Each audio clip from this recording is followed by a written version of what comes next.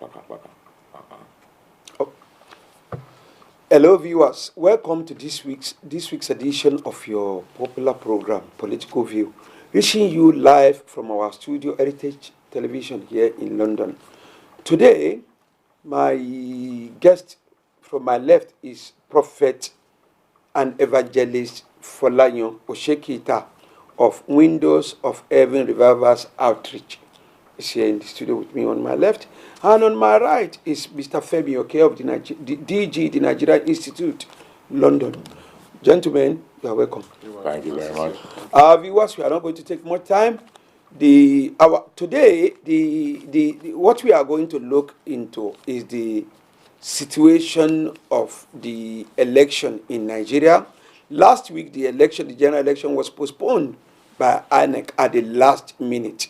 Series of many Nigerians complained bitterly. There's a lot of allegation within the frontline political parties and the aspirants. Now, we wanted to critically examine the causes.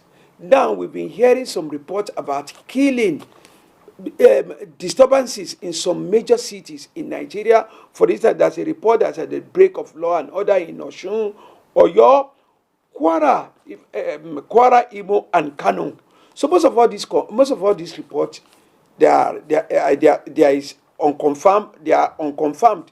We were unable to get the exact figures of the casualties. So we want to be very careful not to mention figures or perhaps the injured, those who have been injured, or the people who have been the buildings. Most of the damage of law and order. We don't want to be precise on figures, but we can be precise on precisely where it happened. For instance, in Kwara State now, in Ojoku, where they said that the BDP and the APC are some kind of fracas. Also in Osun. Basically, what happened between all these states, Osun, Oyo, Kwara, Imo, Kano, is between these two leading parties. That is the APC and the PDP. Prophet Osekita, I want you to look at what happened last week, the 0-hour cancellation of the election. From INEC, do you think there's a justification for that, sir? Well, INEC is the officiating body. They are the ones in charge of all the elections and all of that. So they have a responsibility, if they feel that they're not ready for the elections, to cancel it or give us instructions about it. However, INEC, up until a few days before Saturday, said they were ready. They were asked, they said they were ready. They were asked at different times. 6 months ago, they said they were ready. 3 months ago, they said they were ready. 1 month ago, they said they were ready. I even heard an interview where the INEC official said, since everything that they want to be in place is in place, they are very, very ready as can be. So the cancellation was a rude shock to me, personally. And that's where I'm a deeply spiritual person. When I say God has been speaking to me, some people believe in God, some don't believe in God. Those who don't believe in God say, it's you speaking, it's not God. Those who believe in God know what I'm talking about. But I've been getting some signs that something was going to go wrong. On the Friday, as it was approaching 12 midnight, the Lord told me to go and start praying. I said, praying? I said, yes. He said I should go live on Facebook. So I went live on Facebook. By 12:15 a.m., I had started the program. And I was praying. As I was praying, God began to show me that as I was talking, that there were huge manipulations. You need to listen to that. If you go to my Facebook page and look for it, you'll find it. I said there was a huge there were huge manipulations going on regarding that election. Huge manipulations. In favor of a political party, yes, or both within the parties. A particular political party. Would you like to tell us which one it was? What the Lord my God told me was that the APC wants to rig the elections so that Buhari will continue at all costs. At all costs. And they are very, very clever. They have been rigging elections since 2015. 2015 was very, very rigged, heavily. By the time Jonathan got to know, he couldn't do much about it, so he conceded. Had he contested it, there would have been big, massive trouble in Nigeria, a lot of bloodshed. He didn't want that either. So everybody saw him as a fool for conceding. That's okay. But he conceded. Having conceded now, the APC and Buhari party, who said they were going to change Nigeria for the better, PDP and Jonathan did nothing for Nigeria, Nigerians then decided to discover that they were lying. Prophet. Yeah. You do mention that the 2015 election was massively rigged. Yes. In favor of the APC. Yes. President Muhammad Buhari is a person that's been known and respected, that is a man of integrity, that he couldn't play such a role that you alleged. I have not alleged who played any role. I have just spoken. The party. Now, it is true that somebody has a reputation for integrity, but for me, integrity is not about what people say. Integrity is about what I see in you. So what we said, and you are convinced with that? I am convinced beyond any reasonable doubts, sadly, that all the integrity claims regarding Muhammad Buhari are either false or faked or unserious, because his activities and those of people around him and his biases show to me more than enough evidence that he does not have integrity. You cannot have integrity and people around you are corrupt, even with evidence. You either back them up or say that all your ministers are not corrupt and you believe them all, regardless of evidence. We have a governor, Ganduje, collecting bribe and stuffing the money in his babariga in about 7 different videos. And what my president said was he does not know which kind of technology was used. With this present age of series of technologies, yes, whereby pictures could be manipulated with words, with images, you are convinced with what you've seen that? With what I saw. What I saw was real enough to warrant an investigation. How about Babachir? There are people very, very close to the president who have been accused of misdemeanors. And the best that we got out of Babachir's situation was 1 day's arrest, and he was released on the same day, whereas people who are just social critics and government critics were locked up for over 65 days. Prophet, let me invite Femi, okay?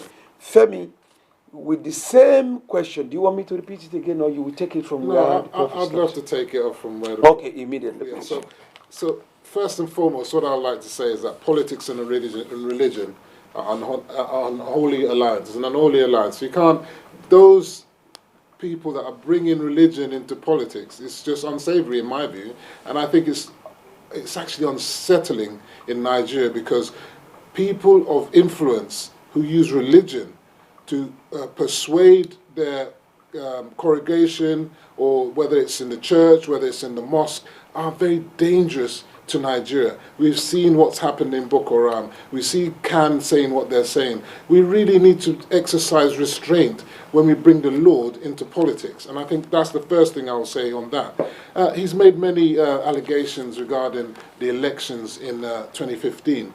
I would be the first to say that the elections in Nigeria in general are always flawed. And 2015 was no exception.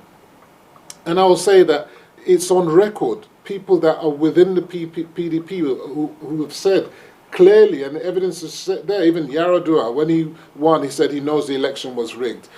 Many people said that that is the modus operandi of PDP, to rig. And then for the Prophet now to say that it was the APC that did the massive part of the rigging, I find that unconscionable. Now, when we look at the facts and figures of 2015 elections, just to move it even further, you have a situation where the PDP are getting results such as 91% in the southeast. That's impossible in reality. They got 89% in the south-south. Another ridiculous result. And I'm going to say to you here on TV that those kind of outlandish figures are not going to be obtainable this time around. Those, to me, are clear evidence of rigging. I'm not going to say that, obviously, in places like Kanu, where the government got, in the northwest, they got 83%, there could have been mixed up with figures there as well. It's on both sides. So to label it as if to say it's just one-sided is very disingenuous in my view. So the fact of the matter is, this time around, I believe that INEC is going to be more freer and more fairer. The systems that they've put in place, there's not going to be incidence forms. You need to verify your ID. If your biometrics aren't there and not confirmed, you will not be able to have elections. Now, you now have to ask yourself that, as you mentioned in your intro, that there's so many violent episodes happening all over Nigeria. You now look deep into those states. You need to start doing a forensics and wondering, which are these states? Why is it happening there? Why are the stakes so high in these particular states that people need to start killing themselves even before the election? People are dying, people are being absconded, and all sorts of nonsense. PVCs are being taken, the card readers are being snatched. All these kind of results are on out there showing people with numerous PVCs. Why is it? It's because of the desperation of our politicians. The politicians are the one, and they're the bad on either side of the spectrum. I'm not going to cover for it and say that it's just a PDP affair. It is across the board. Okay. Thank you very much indeed, Femi. Prophet, I want you to look at the present situation and the 2015. We've had the election. There's no anything we could do about it. It has come and it has gone. Now, this week, this Saturday is going to be the proper election. That is for the president and the presidential and the National Assembly. Now, the preparation of INEC, we cannot doubt it anymore because due to the fact that they've postponed it last week, and now series of events have occurred due to the fact that it has been postponed. Do you think that this postponement, does it have any adverse effect on the election itself? Of course. There's a reason why the elections were postponed. Let me address a couple of things that my young man said earlier. I want you to look at this. Let's move forward, Prophet. Later. It's part of it. Okay. You see, I may be a prophet, but I'm not an idiot. I am aware, I'm au fait with what's going on in the country. Spiritually. Everything happens in the spirit. What we see has already been sorted out in the spirit. But can you predict the forthcoming election now? If God gives me to predict, I can. Has God given you? I know what God has said to me. I may not be able to say everything here, but yes, God has spoken to me. However, I was speaking about what God told me as I was praying. I wasn't judging using facts and figures. Facts and figures are corruptible. People can use figures corruptly. I was in Ekiti during the last gubernatorial elections. Mm-hmm. I know, and Ekiti people know, that APC did not win that election. In Ekiti? In Ekiti. The elections were rigged. The sheet of paper, the result sheets, we saw a photograph of it, and we saw an original one, and the one that was rigged, where they changed the figures. We saw it. So It's on Facebook. Everything. You know, so is it your own Facebook or some other people put it on Facebook? Other, it, there were electoral officers who, at every stage, got the collated results, got their result sheets. They need to have that with them.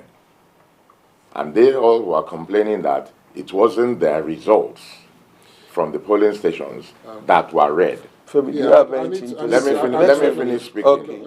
He got his chance. Now, this is what was going on.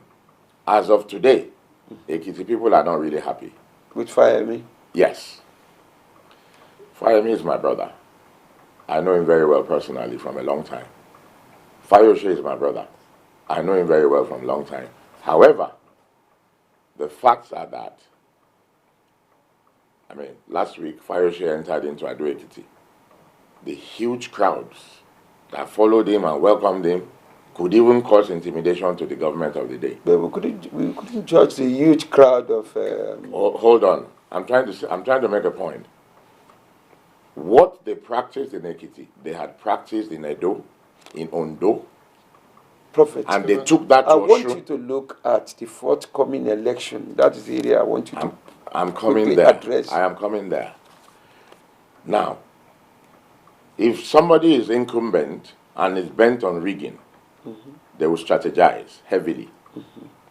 They will work strategically to ensure that no matter what, Buhari said, and I heard, I wasn't told, nobody will unseat me. Nobody can unseat me. You don't speak like that as the president of a nation. So does it mean In that an election does that it is mean coming that up. does it mean that the postponement of that election he has some kind of influence on it? There's That's my no question. way. I'm just asking. Is There's it yes no or that no? yes. There's no way that they will postpone an election and the president of the country will not know about it. Can I?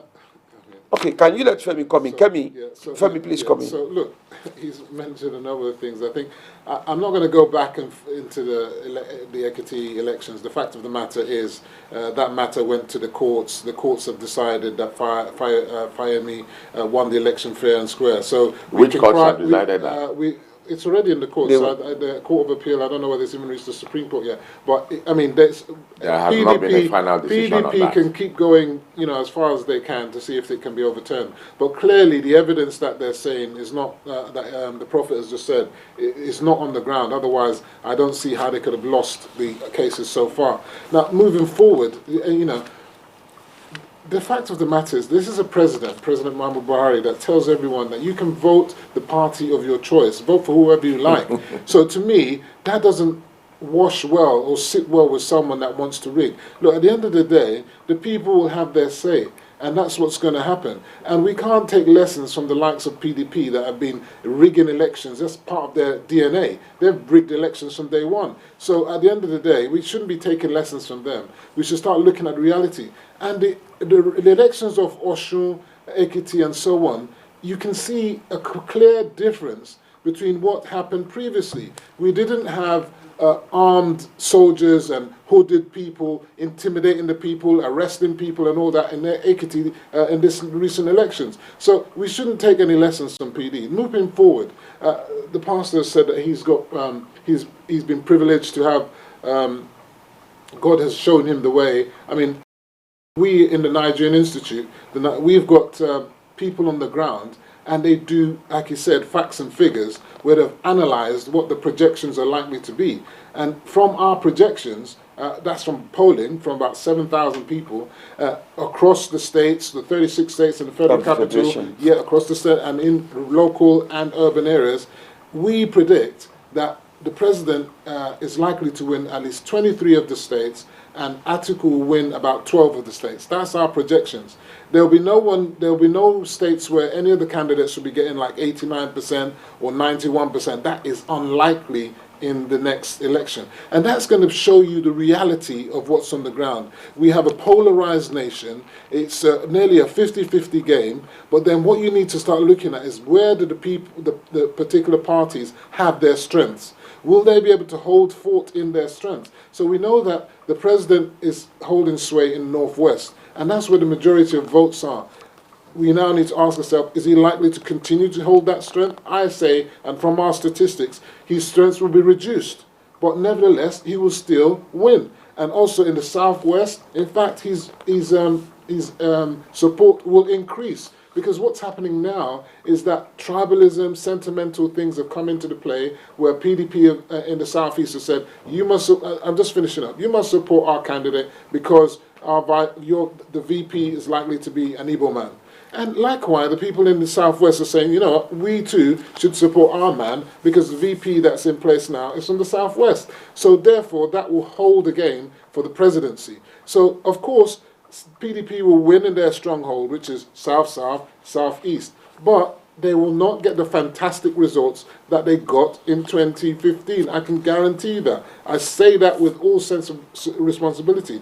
The Middle Belt, of course, will be a place of concern for the incumbent government because of you've got the herdman crisis and all those sort of things. So they will lose some votes there, for sure, in Benrin and Plateau and alike. But in the Northeast, again, President has a stronghold, but I think that PDP will make some inroads. When you start doing the numbers, you will see what I'm saying is going to pan out. But the most concerning thing, just to finalize, is that as of 5 o'clock today, and unless INEC has released those results, we don't. You didn't mention North Central. Yeah, I did. I said that in the North Central because of the herdsman crisis and the like, PDP will have more sway. But it's a 50-50 area there because you've got Naija State, you've got some other state, Kogi, Kwara. And Kogi, Kwara, you've heard of the, is it Otoge scenario that people are saying? So there's a lot of... but there's another group saying, Otuya. Yeah, Lagra alone, whichever way God is going to put it through, if you believe in religion, that's good for you. But you've also got the likes of Dino Malaya, who's made a mockery of that is Kogi. Yeah, so at the end of the day, and then there's disenchantment with the governor of Kogi. So there's all these things in the balance that's going to make it very exciting. But the fact of the matter is that there's not going to be any landslide for anybody, and anyone predicting that is just deceiving themselves. Prophet Osekita, I want you to look at it from spiritual angle, being a spiritual person and also an experienced political analyst. Look at it spiritually, physically. You guys don't really want to hear spiritual. You heard what the gentleman said. No, that is his own view. Yes, he's entitled to his own view, but when I want to say mine, it's like there's a bit of antagonism. But at the end of the day, I'm not a politician. I'm not a party man. I'm not a card-carrying party member. I'm not a card-carrying party supporter. But which party do you support? I support the PDP.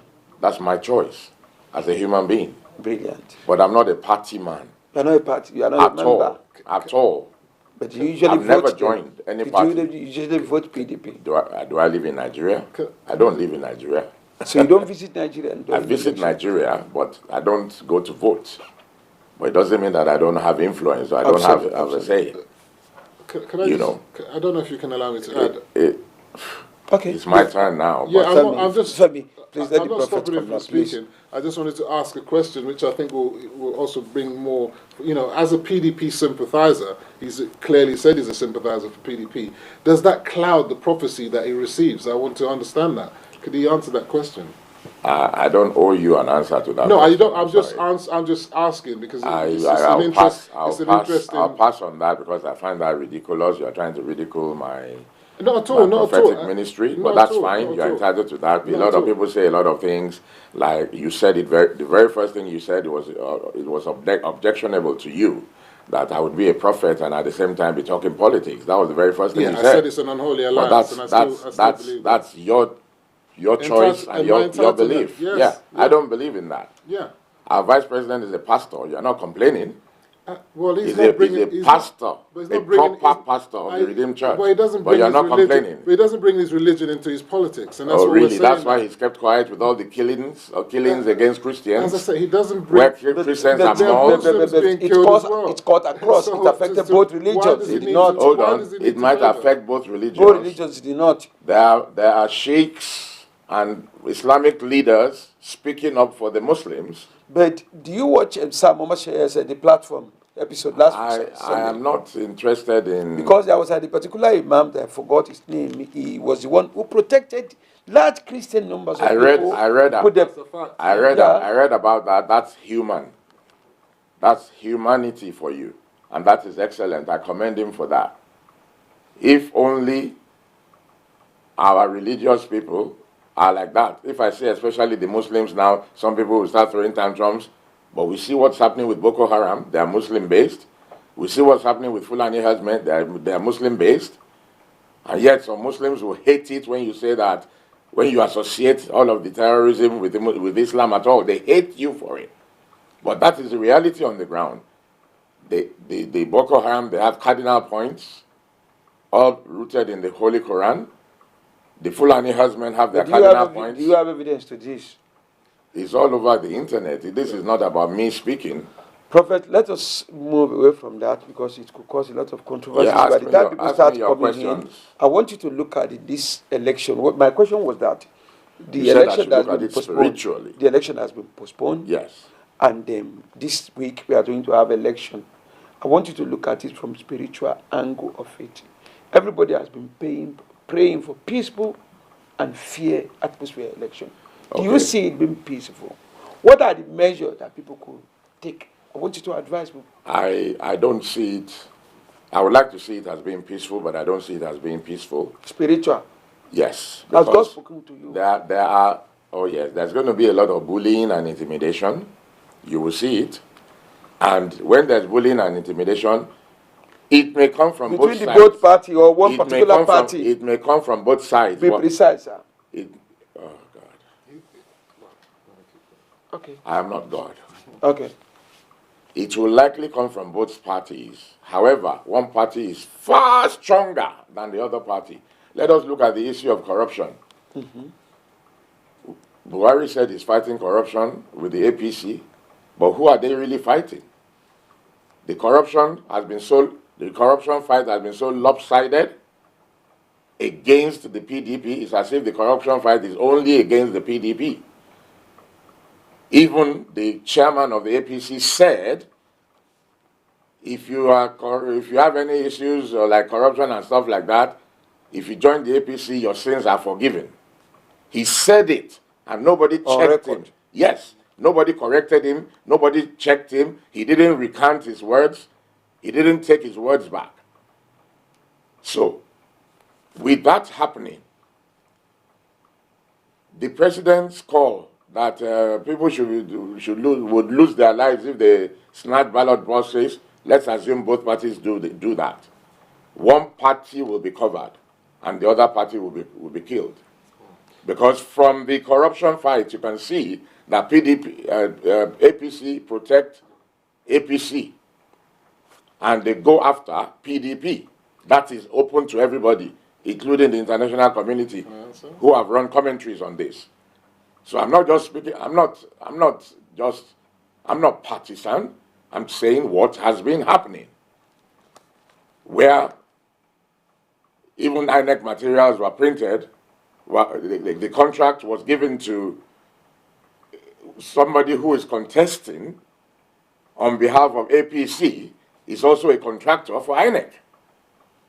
Where is that done? And if that is not corruption, I don't know what is. And that is public now. Prophet, my attention is being drawn from the commercial department that they are calling us for commercial segment of this program, because they are the backbone of sustenance. From commercial department, please, let's go to commercial service. When we come back, we will continue precisely where we are stopped. Okay. We'd like to have a commercial break. My daughter-in-law, so how are you planning for my son's birthday? No, I have to cook for her. Do you people have ogirisi there? No. It's okay. Okay, let me call you back. Mama Chijuke, hi, so wait a market. Please pack some ogirisi. I am going to visit my son. My daughter-in-law, it's arranged, but you must use original red oil to prepare the soup. What? I'll call you back. Mama Chijo, please include Isio Morocco. My daughter-in-law, everything is now set. But don't forget that gold wristwatch I saw the last time I visited. Now you can talk until you tire for just 11 kobo a second. Call all networks in Nigeria and 30 international destinations, including US, UK, China, Canada, and India for just 11 kobo per second. Dial star 211 hash to activate. That's silk boo-boo. The largest data network, Glow, grandmasters of data. Heritage Television. Promoting African culture and heritage at its best. From talk shows that concern you to both local and international news that relates to you.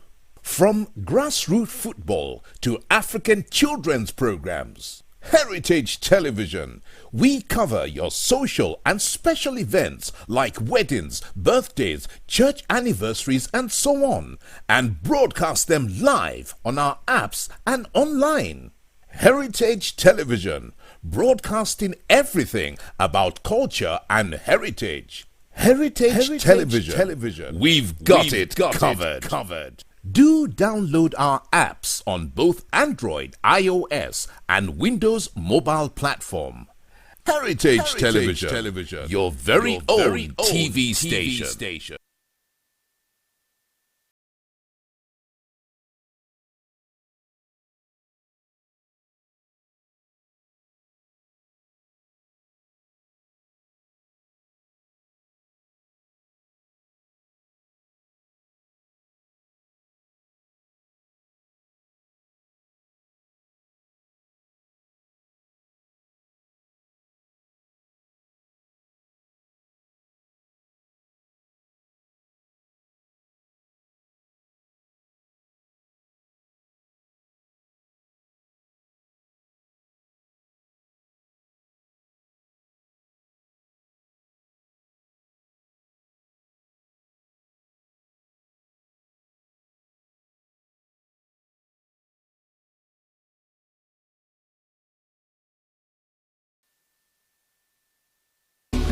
My daughter-in-law. So how are you planning for my son's birthday? I have to cook for her. Do you people have ogirisi there? No. It's okay. Okay, let me call you back. Mama Chijioke. Hi, so wait a market. Please pack some ogirisi. I am going to visit my son. My daughter-in-law. It's arranged. But you must use original red oil to prepare the soup. What? I'll call you back. Mama Chijo, please include Isio Morocco. My daughter-in-law. Everything is now set. But don't forget that gold wristwatch I saw the last time I visited you. Now you can talk until you tire for just 11 kobo per second. Call all networks in Nigeria and 30 international destinations, including US, UK, China, Canada, and India for just 11 kobo per second. Dial star 211 hash to activate. That's silk boo-boo. The largest data network, Glow, grandmasters of data. Okay. Okay. Welcome back from our commercial break. Before we went to commercial break, was actually with Prophet Folayan Osekita. I want you to quickly round up on that point before we were called on commercial break. Remind me of the point, please. You were discussing about the election. You do emphasize that there's a lot massive rigging, and there are some of the two political parties you believe they are going to rig, and it's going to come their way. And I say you should be precise. If we say that there are no plans to rig these elections, we are deceiving ourselves. All of this integrity rubbish is a farce, a big, great farce. There are massive manipulations going on as I speak right now. Massive manipulations going on. Well, we can't all be stupid. You can fool some of the people some of the time. You can never fool all of the people all of the time. Massive machinations going on right now as we speak. In fact, the postponement was to allow for better and more perfect rigging to take place. And all of the rhetorics, nasty rhetorics pronounced by the president are to intimidate voters. If you hear that they're going to kill people, are you going to be encouraged to go out and vote? Who wants to die? Nobody wants to die. Where you want free and fair elections, you don't make such statements, especially you as a government, that everybody has seen that you are very, very pro APC, your party, You that you talked about some 5% who didn't vote for you or something like that, and you'll be different to them in terms of governance. You've already polarized the nation. The nation has never, ever, since I've been born, Nigeria has not been as polarized. Hatred has not flowed as it is right now. The bloodshed, the level of bloodshed is incredible. The economy is in a horrible state. Security is in a horrible state. And we're clapping for, and we're supposed to be clapping for this guy, and he wants another 4 years. I would say, with his performance so far, he doesn't deserve another 4 years. Okay. Those are my words, my personal opinion. They are not prophetic word. No, that's my opinion. Yes. Prophet. Femi, do you have any reaction to that, please? I mean, the prophet has said many things there, which of course you know I'm going to disagree with. You know, I always find it staggering when Nigerians say that Nigeria has never been polarized. I don't know how old the prophet is. I was born in 1967, and I know about the Civil War, okay? I know about the genocide that was happening in the north, where the pogroms, when Igbos had to, and non-Hausas had to leave the north.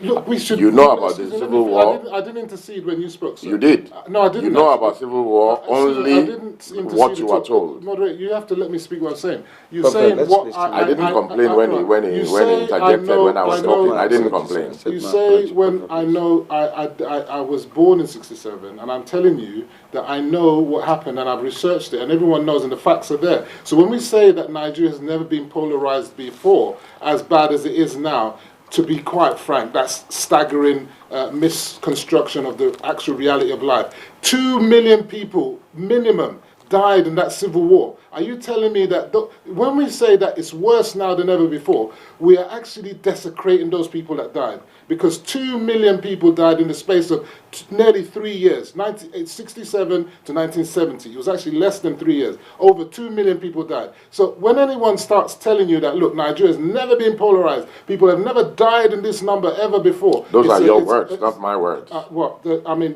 people review this and they'll hear what you said. And that's why I'm vehemently saying what I'm saying, that yes, there's polarization, but not that Nigeria has never been polarized this much before, that people have never died in the numbers like this before. Those are not my words. It's completely not the case. Even during the times of the PDP, during the times when Boko Haram were at their height, bombings every single week. I mean, come on. I mean, we must tell ourselves the truth. I'm not saying that all is well and good with the government right now, but definitely there is a difference, and things are are moving forward gradually. So he's mentioned also about Baba Shea Lawal. I mean, look, Baba Shea Lawal has been taken to court now, so that shouldn't be even something for them for PDP people to even talking about now. They said, oh yes, why is it taking so long, whatever. At the end of the day, he's now being confronted, he's been arraigned, he's been put through to the court.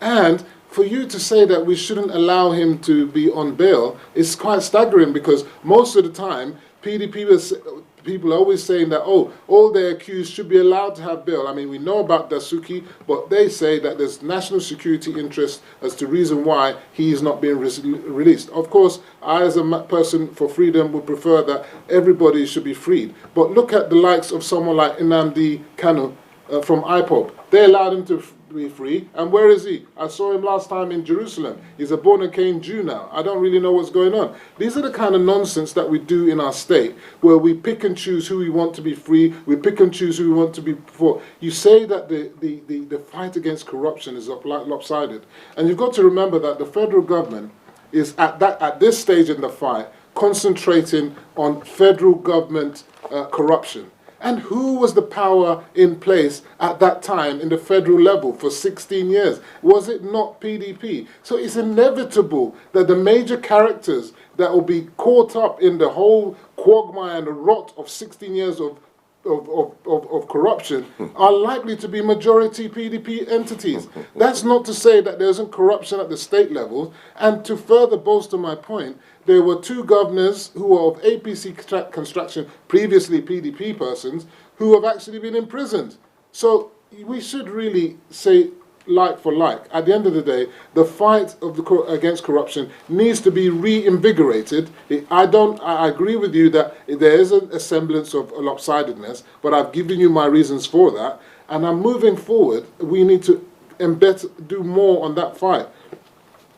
He says again that the elections were postponed because APC wanted to re-rig the elections. I mean, this is laughable in many respects because those are not my words. Well, I mean, I'm not paraphrasing You everything. twisted my words. I'm not paraphrasing. You're criticizing everything that I'm saying.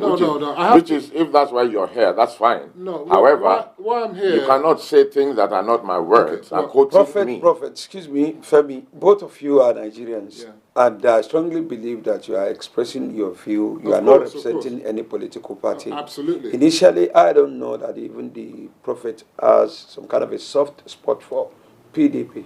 But the Prophet is entitled to his opinion as a Nigerian.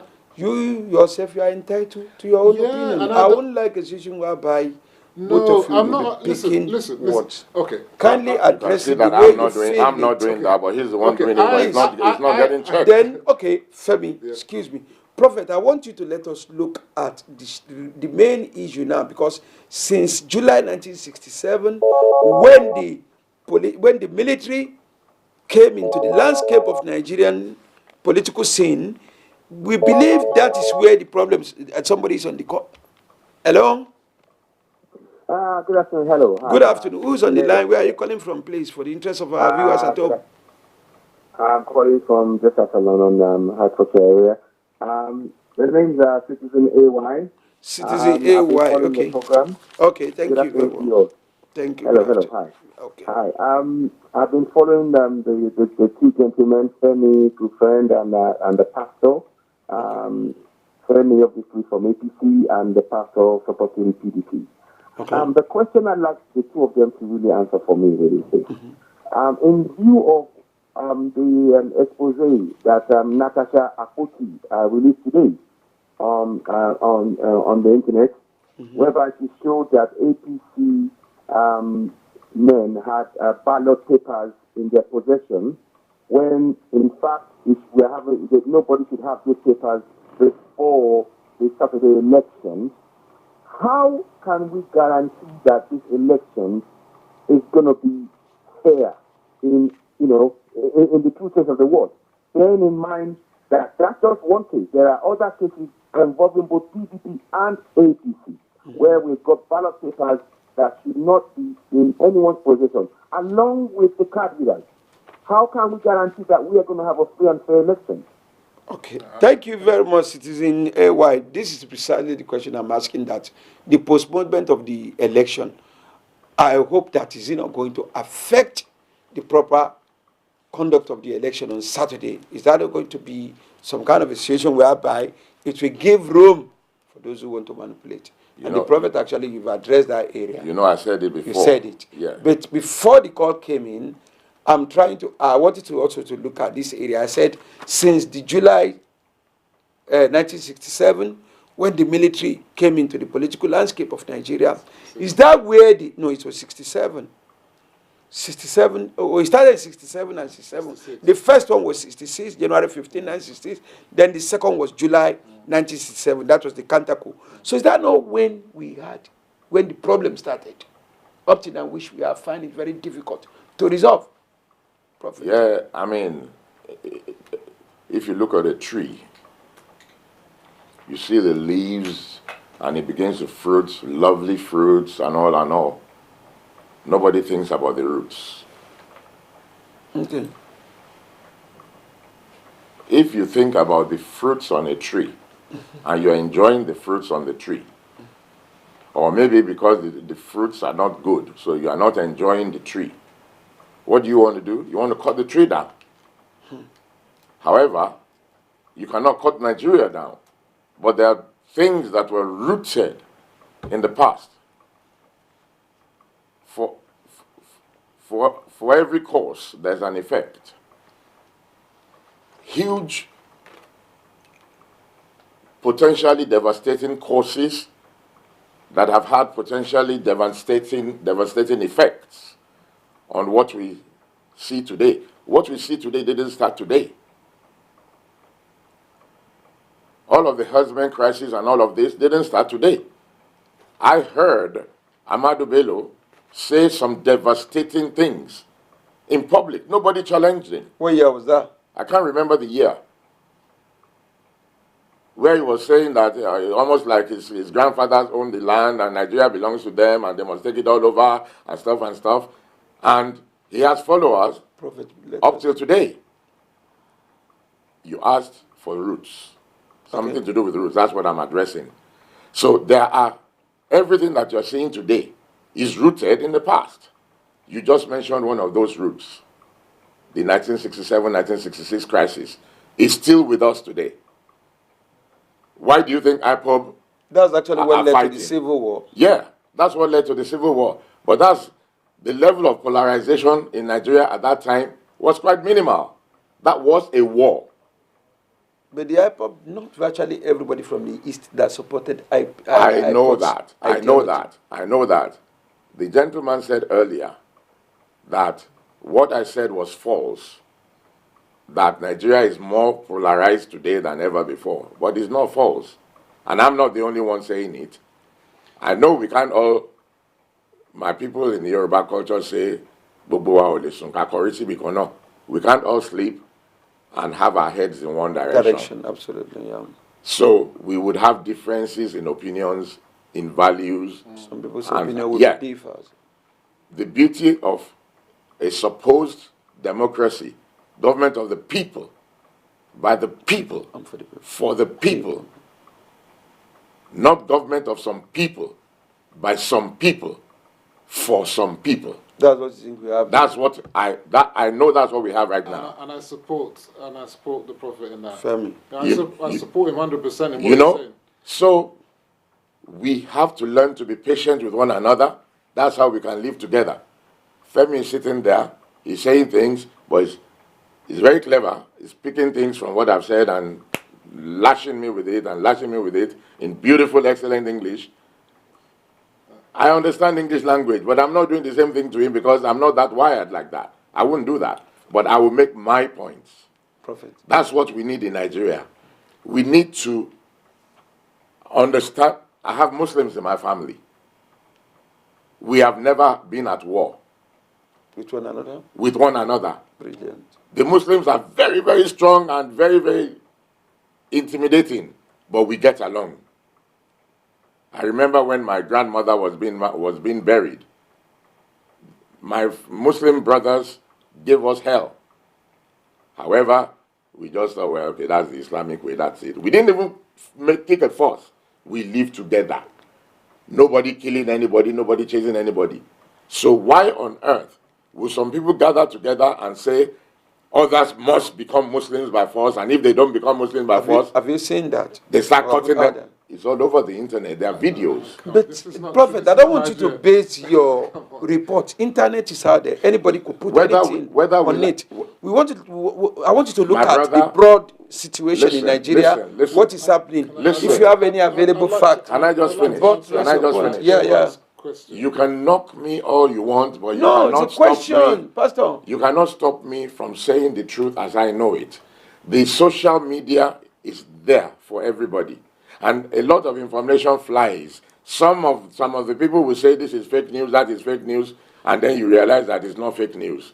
However, we see videos of devastation all over the world, anywhere it happens in the world, and we believe it. So we are bound to believe some of the things that we see coming from Nigeria as well. That's normal. You can't say all of it is a lie. There was a video recently of a customs officer that shot a man. You could hear the gunshot. We can't base it on religion. Hold on. I didn't. What am I? Okay, sir. The customs officer, you heard the gunshot. Pow! We didn't actually see who shot who, but we saw the man dead on the ground. And the people were beginning to attack the man. Some people will say that was photoshopped or that was doctored. They can say whatever they like, but the fact is, it's out there. When there's an accident, people bring out their camera. Instead of trying to help the people, they bring out their camera and start to capture what's going on. That's what we find ourselves with this age of social media. So with religion, yes, we have to be careful, but we also have to speak the truth about what's going on. I hate people killing each other, whether it's Christians killing Muslims or Muslims killing Christians. I don't believe in death. I believe in love. I don't believe in hatred. I believe in love. And I will never advocate for death. I will never make the kind of statements the president made. You can make all sorts of excuses in the world for his statements. I personally would never make such a statement. Thank you very much, Professor. Femi, what is your view on this forthcoming election, especially this Saturday election? Well, first of all, I think we owe AY due respect. He's called in and to actually answer his question, which his question was about: is it going to be a free and fair election? That's exactly what when we've got. I didn't get a chance to answer that. Remember that because you asked me a different question. When APC supposedly I've got ballot papers now, and PDP. I'm glad the fact that he said also the. But the allegations between both parties. Look, the fact of the matter is, as I've said numerously, it is not the sanctity of the elections is being disrupted by the politicians, the players. They are the ones causing this confusion because they don't want Nigerians to have true democracy. That's the politician. Yeah, they are the ones.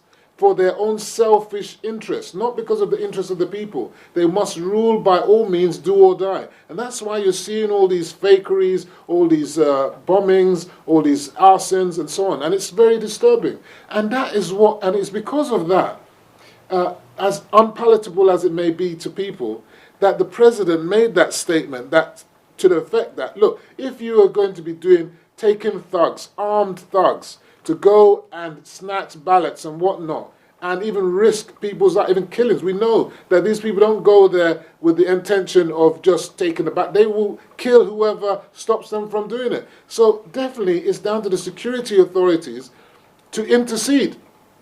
And they must use all force, maximum force, if need be, to intercede these people, because these people are not going to be waiting there and say, oh yeah, come and arrest me. They're armed to the teeth. So anyone, if you meet an armed robber, I don't think you're going to be saying, oh, hello, sir, please stop and let me collect that money that you just stolen. You're going to confront him with the same force that he's given to you. So I don't have any reservations about what the president said whatsoever. And those PDP supporters and sympathizers and apologists, I find it unbelievable that they could even have a problem with what the president said. Because at the end of the day, when Obasanjo was in governance, which is a PDP governor, he said that any OPC should be shot on sight. Do you know who the OPC is?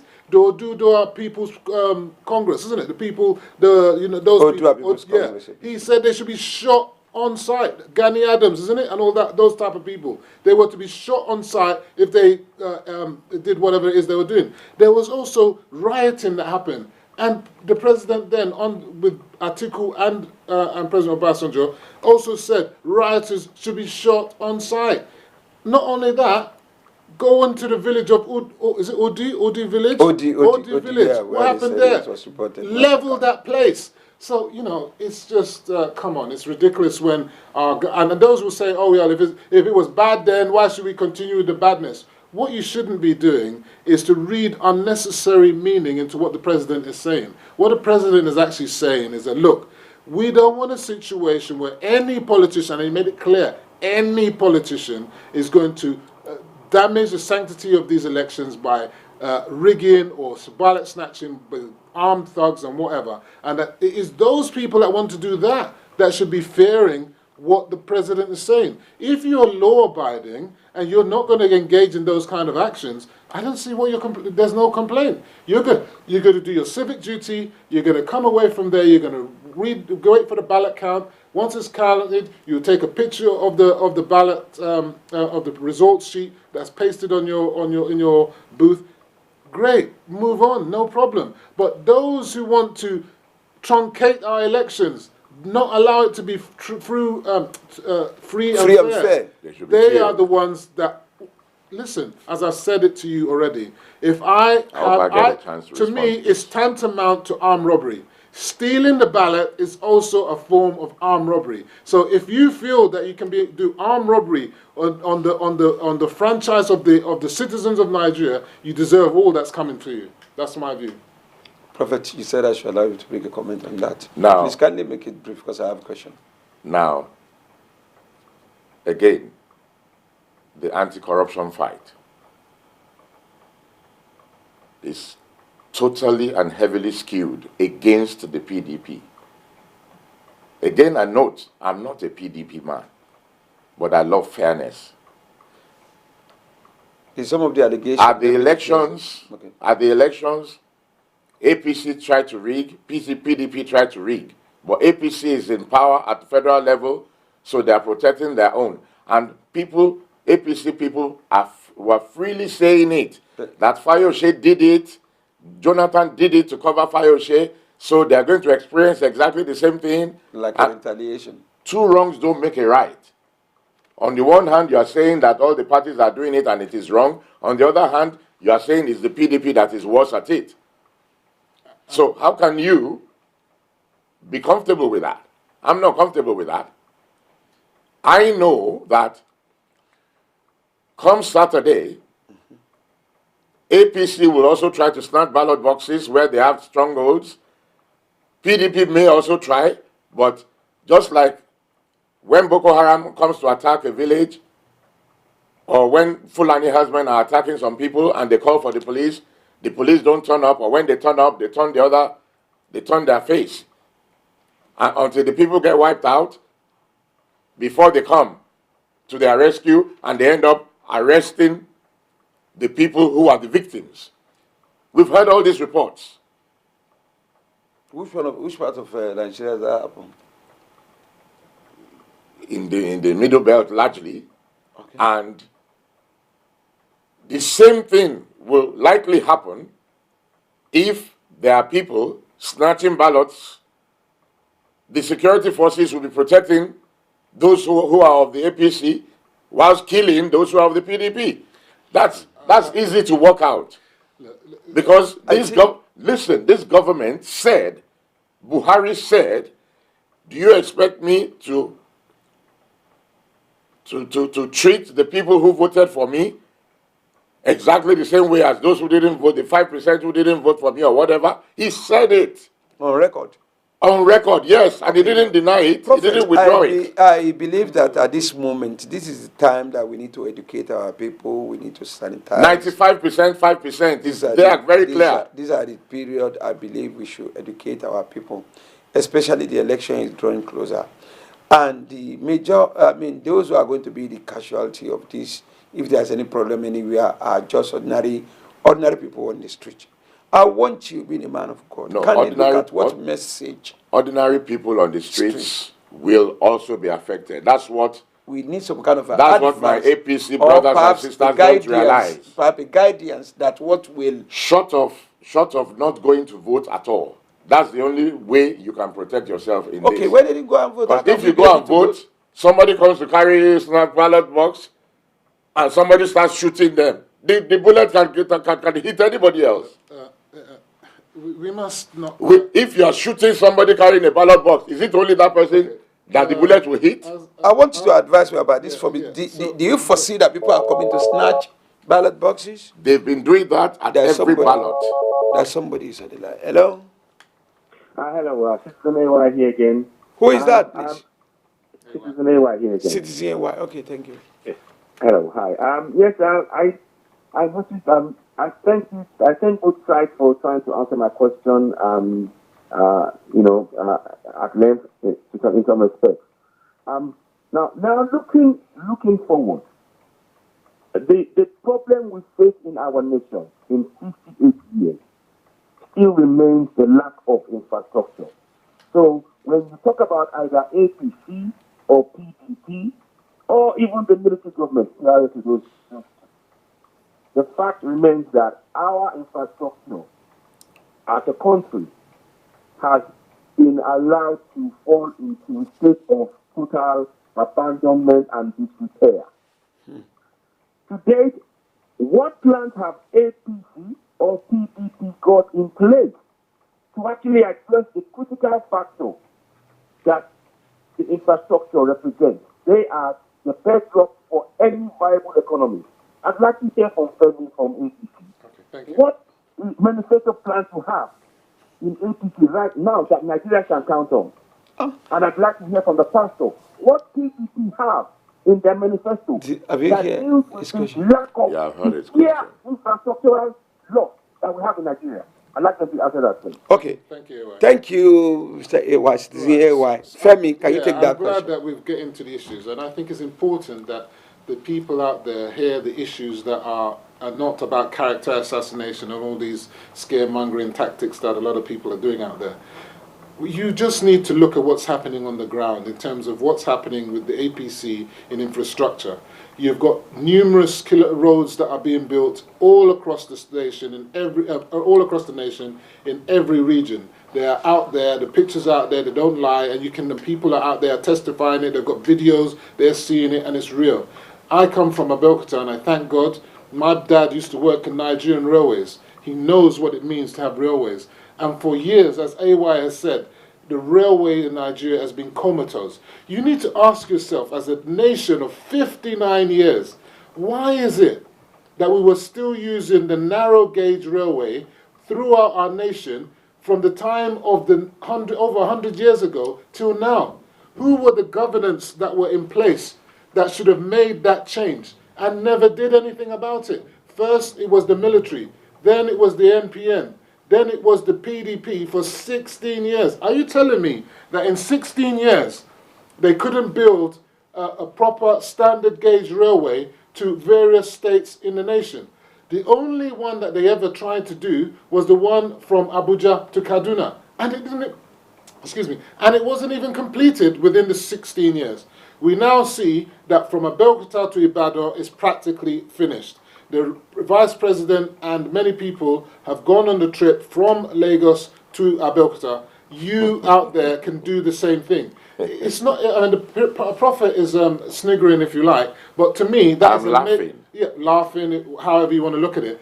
To me, that is not something to be laughed about. That is a tangible result of development of infrastructure. And you've got to ask yourself that they've done that in the space of 2.5 years when they started that construction with less money than they had during the PDP times. This is a government that came in when oil prices were down to $28 a barrel. This is a government that came in when the Niger Delta people, the men, were bombing up oil pipelines and whatnot, such that our oil exports were down to less than 800,000 barrels. In fact, it was about 500,000 barrels per day. These are significant consequences. And then you wonder how comes the governments couldn't perform. Look, when you destroy the economy, which is what they did, it's going to take a while to build up. You can destroy anything in a day. To build takes time. And the government is doing it. The second, you talked about the 95%, the 5%ers. I'm telling you that the PDP will be shocked at the amount of support APC will get from the Southeast. They're not going to get a win in that Southeast. I don't believe that they're going to win. But they're not going to be getting the 3% and the 5% that we saw in the last election. They're going to be getting, I believe, in a region of 30 to 40%. And reason why is because people can see that the government has been there and is putting infrastructure in place that wasn't there during the time when they had Jonathan, when they had whoever else. So they're saying, what is the point of us supporting a party that didn't even deliver for us for 16 years? It makes no sense. Are we just supporting them because he's our man? Look, I'm not saying that all is well and good with our infrastructure. And I think more PPP projects need to be put in place. The government needs to dig deep. But the economy is down and they need to dig deep. The government can't do everything. You've got a war going on in Boko Haram. You've got so many crises all over the place. You have flooding that happens from time to time. There are so many crises that are happening in our nation. So the fact that they're actually pushing through on the infrastructure, and like you said, if you look into the our manifesto, I'm closing off now, you'll see the plans that we have for infrastructure to try and do the railway all the way to Kano. You've got the railway going to Calabar, from Lagos to Calabar. You're going to have a situation after the next 4 years where they're going to try and link all, in fact, the one going from Calabar all the way to Maiduguri, I think it is going to link all the state capitals around the southeast and the southwest and the south-south. These are things that are on paper that are going to happen, unlike during the time of PDP where they're on paper and they never materialized. Okay. Prophet, can you please kindly answer? Well, a government whose president, the leader of the government, has not spoken to Nigerians since 2015 when he took over, suddenly speaks to Nigerians 2 or 3 times in 1 week. The week where, at the weekend, we have the presidential elections. What does that tell you? Is that a caring government? A government whose people are being wiped out by Boko Haram and by Fulani herdsmen? He can't even visit them or have kind words for them. A government that, instead of sympathizing and empathizing with people being wiped out, would say things to them like, and even from his spokespeople, media spokespeople, saying things like, give up your land or be killed. You have to choose one. Insensitive statements. Can I speak, please? You spoke for a long time and I kept quiet. Please, moderator, I better just keep quiet. Femi, please. Because I'm not going to get at loggerheads. I'm not here for that. Sorry, Prophet. Like I said, I'm not a party man. Yeah. I'm not a partisan party man. No. Please, Prophet, but Femi highlighted the project or perhaps some kind of a development that he believes his party has done. I want you to look at the projection, the product, some of the activities, some of the progress you believe that your party has done to Nigeria. I would like, it's not my party. Okay, sorry, for the PDP. The PDP. Because he spoke. I would like you, moderator, to please go and investigate. Okay. The projects that they are celebrating now were fully paid for by the PDP government, by the government of Jonathan. Fully paid for. These are people who told us that PDP did absolutely nothing for Nigeria in 16 years, except that Jonathan is a drunkard and he is a thief. His wife is also a thief. All he did was steal money and spread the money around. They put Dasuki in jail forever without prosecution for security reasons. They put Zakzaki in jail almost forever for exactly the same reasons. Is that a fair government? So, if you are talking about infrastructure, and you go and get a list of what PDP did, it's now all coming out. On internet? Yes. And they said that PDP did absolutely nothing. A lot of what they are commissioning today were done by the PDP. And that's also in the news. They were ongoing projects then. Well, ongoing or no ongoing? I'm asking, they were ongoing. Some of them were ongoing. A lot of them were ongoing, yes. Okay. But fully paid for. By the then PDP government. Yes. To say that a government, sadly a party, because it was a party in power, that did things for Nigeria, did absolutely nothing for 16 years, which is absolute falsehood. It's been common saying. That's what they campaign on. And Nigerians sadly believe them. And the promise does change. And Nigerians now know that they were fake promises, where the president himself would say things like, he never made that promise, it was his party that made those promises. He will say things like that, and it will be reported widely. He will not say he never said it, he will just ignore it. Like I said, this same president has spoken to Nigerians now 2 or 3 times within 1 week because of elections. This same president has never made such a statement, such a harsh statement against Boko Haram. In fact, Boko Haram members, they claim repented members, are conscripted into the Nigerian army. And Fulani herdsmen have not even been listed as a terrorist organization, whereas in the world, in the whole world, Fulani herdsmen are number 4 of the deadliest terrorist Islamic organizations in the whole world. while Boko Haram are number 1. You are now pardoning Boko Haram and enlisting them into the Nigerian army. Where will their loyalties be? There are some evidence because all this. All of this is in the news. I'm not making these things up. How much? And Fulani herdsmen and Boko Haram and Fulani herdsmen, how many of them have you ever heard were prosecuted and sent to life imprisonment or sent to death? How many of them have you ever heard? But all of a sudden, you're all jumping up and down that ballot snatchers will be killed at sight. What justice is that? Without peace, there cannot be justice. Without fairness and fair play, there cannot be justice. And if there is no justice, there cannot be peace. With the way the APC government is running, led by Muhammadu Buhari, no wonder the whole country is polarized from up to down. Heavily polarized in a dastardly way. Fracas everywhere, all over the nation. Everywhere, bloodshed. Even at APC rallies, bloodshed. What does that tell you? Who is desperate? If the PDP was that desperate, there would be bloodshed everywhere to do with PDP. But it's the APC that you can see that most bloodshed is associated with. I'm not happy about that. Because of our time, Prophet Femi, I'll give you just a few minutes.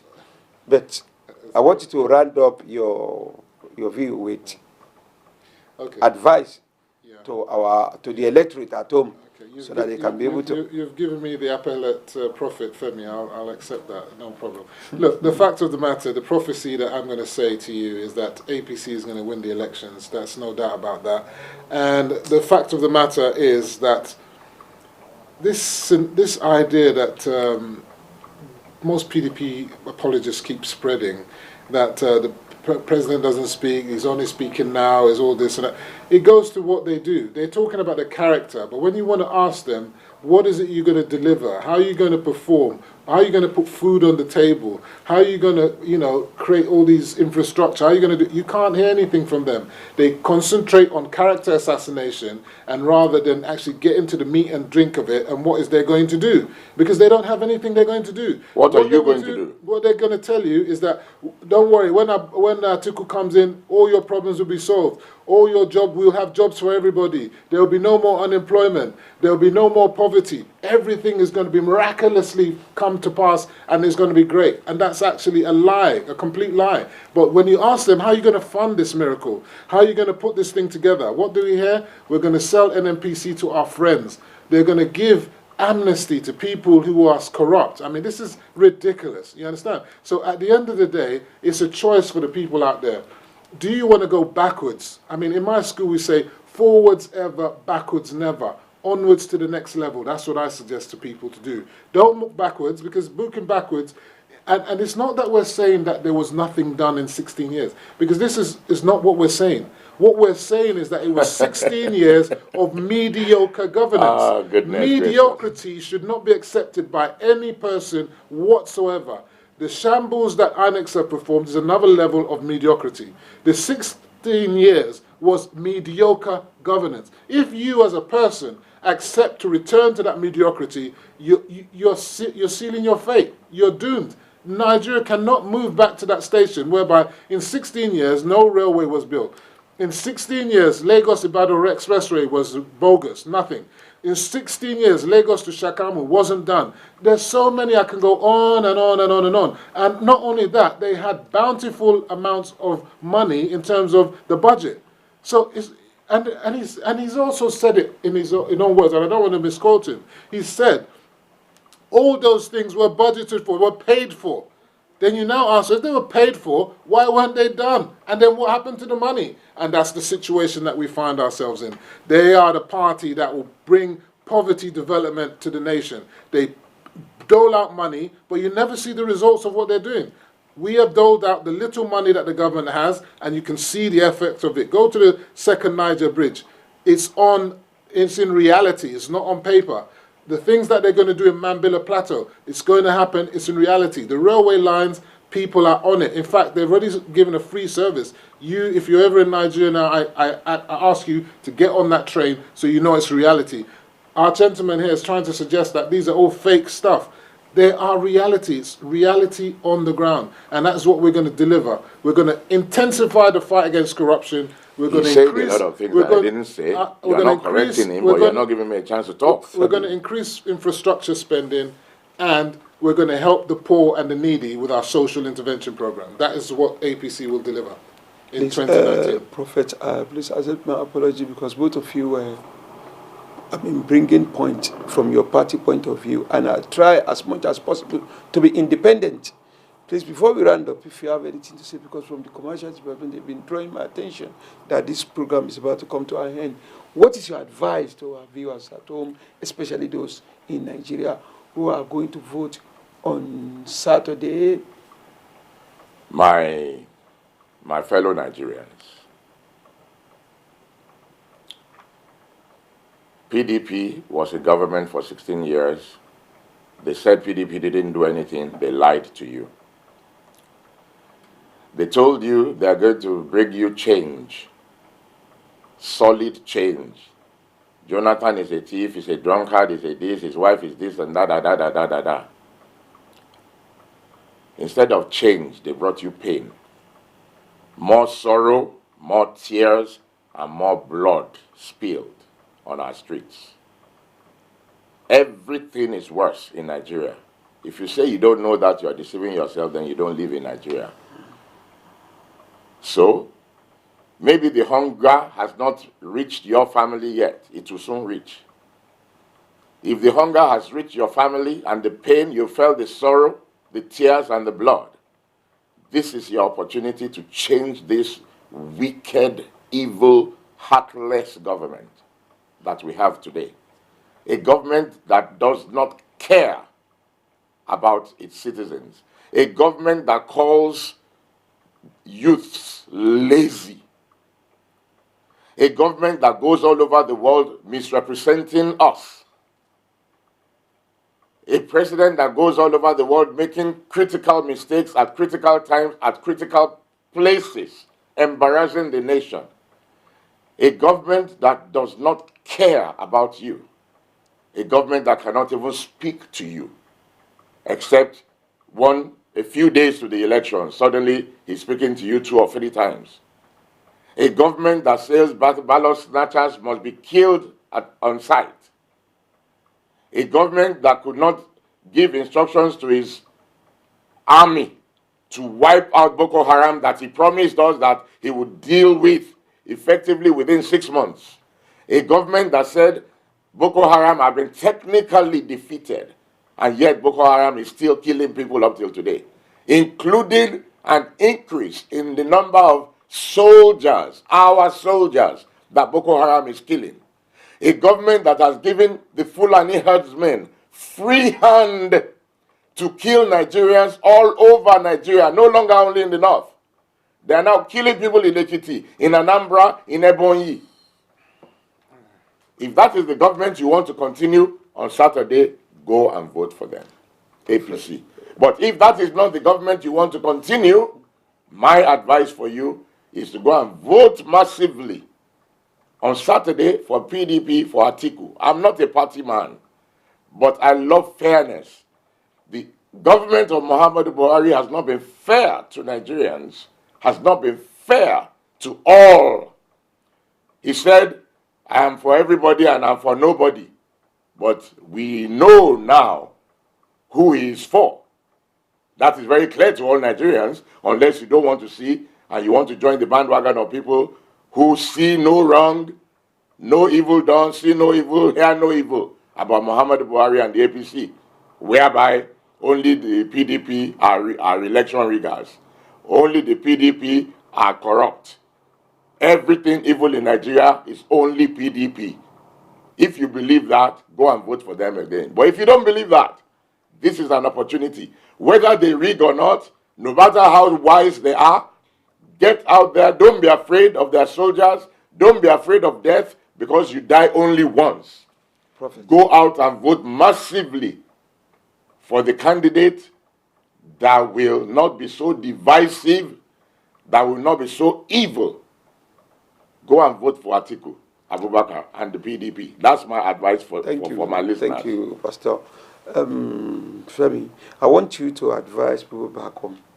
Due to the fact that in the last statement of the prophet, I was trying to avoid a situation whereby these main two political parties is not going to be prominent in your discussion, but you've taken it out of my control. It's something that I'm not really happy about, but there's nothing I can do on this program. This has actually happened. So, Femi, please, can you advise people?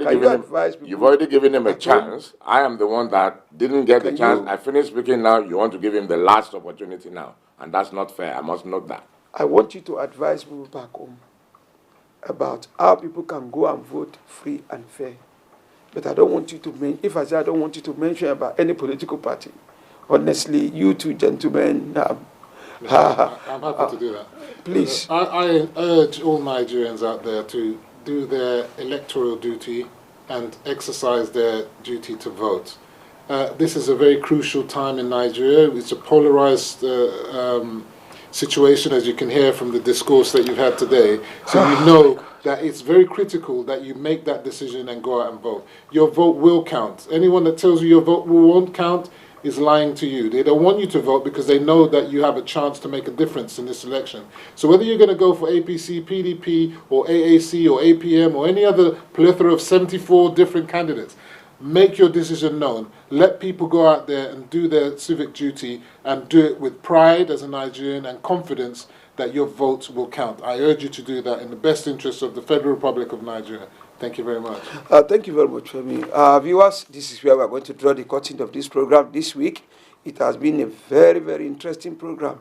Prophet, I sincerely appreciate your coming. Thank you. Thank you very much indeed for your coming. And thank you for the vital information you've thrown out there. Femi, I sincerely appreciate your coming as well. Thank you very much, Prophet. Thank you. On behalf of everybody here in the studio, especially our technical crew who has been doing a lot of background work from our studio here in London, Heritage Studio, this is where we're going to draw the curtain. My name is Oladiji Tawudu. See you next week. On next week edition, we are going to bring, by that I believe election must have been done. We are going to give you more highlight about whoever emerged as a president of the Federal Republic of Nigeria. Maybe among the numerous newcomers. By then, on this point, this is where we draw the curtain. Bye for now.